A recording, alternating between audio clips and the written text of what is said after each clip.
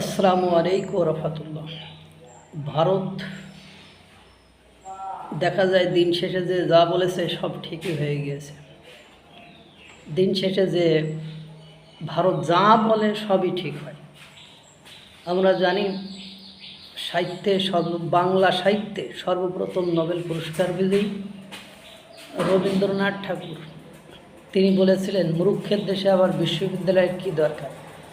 যদিও এই লাইনটি নিয়ে বিতর্ক রয়েছে, উনি হয়তো বা কথা বলতে চাননি, অন্য কি বলতে চেয়েছিলেন, কিন্তু সেটাকে ডাইভার্ট করে অন্যরকম বলা হয়েছিল। যাই হোক, এখন যদি ধরেও নিই যে উনি বলেছিলেন মূর্খের দেশে আবার বিশ্ববিদ্যালয়ে কী জন্য দরকার। গতকালকে এক মাদারবোর্ড টাকলা ফোয়াদ, শোর ফোয়াদ বললেও ভুল হয় না, এই শোর ফোয়াদ, আমি যেহেতু ঢাকা ইউনিভার্সিটির স্টুডেন্ট ছিলাম এই জন্য বললাম, বলছে যে ঢাকা বিশ্ববিদ্যালয় ফ্যাসিস্ট, বাটপা, চিট প্রতারক, এইসব ভণ্ড এগুলো তৈরি করে। তা ঢাকা বিশ্ববিদ্যালয় বন্ধ করে দিলে ক্ষতি কী হবে।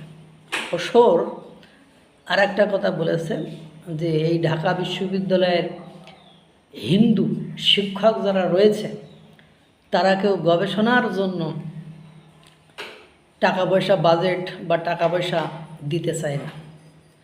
তো তোর ক্ষমতায় ছিল 18 মাস, জানোয়ার কোথাকার ক্ষমতায় ছিল,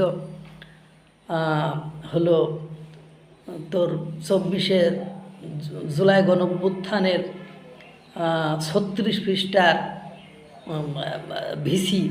তো তখন করিস নাই কেন? তখন কি লাটের কি কলা ছেড়ছস? তখন ডাকসুর ভিপি, তোর পছন্দের রাজনৈতিক দলের পোলাপান ক্ষমতায় ছিল, তখন করস নাই কেন? আর এখানে হিন্দু নেতৃত্ব কোন কালে ছিল? অধিকাংশ সময় দেখা গিয়েছে ভিসিগুলো সব মুসলিম ভিসি থাকে। হিন্দু ভিসি কোন কালে কয়জন ছিল? আমি যখন স্টুডেন্ট তখন ডক্টর ফয়েজ, ডক্টর আরিফিন সিদ্দিকী, তার পরবর্তীতে আরিফিন সিদ্দিকের পরে একজন এসেছিলেন, ওনার নাম আখতারুজ্জামান মনে হয়, আখতারুজ্জামানের পরে 36 পৃষ্ঠার সে সিবিধারী বাটপাট্টা, এরপরে এখন যিনি আছেন সবাই মুসলিম। তো এই যে এই 15-20 বছরের যে আমি একটা ইতিহাস দেখালাম, সবাই তো মুসলিম। তোর এইসব তোর টাক এমন ফাটানোর দরকার। তো ভারত আর রবীন্দ্রনাথ ঠাকুর ঠিকই বলেছেন যে মূর্খের দেশে আর বিশ্ববিদ্যালয় কী জন্য দরকার। তোর মতন মাদারবোর্ডের কারণে এইসব কথাগুলো বাস্তবে প্রমাণিত হয়। এবং একটা কথা আছে, কবি দার্শনিকরা যেসব কথাগুলো বলে ভেবে চিন্তেই বলে, ওরা ভূত ভবিষ্যৎ ভেবেই বলে।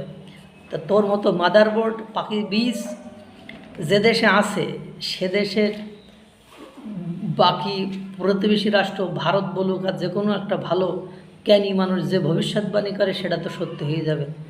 এইসব মাদারবোর্ড থেকে দেশকে সাবধান রাখতে। আবার এদের মিডিয়ায় ডাকে যেসব মাদারবোর্ড, সেগুলো যে কোন কোয়ালিটির আল্লাহই ভালো জানে।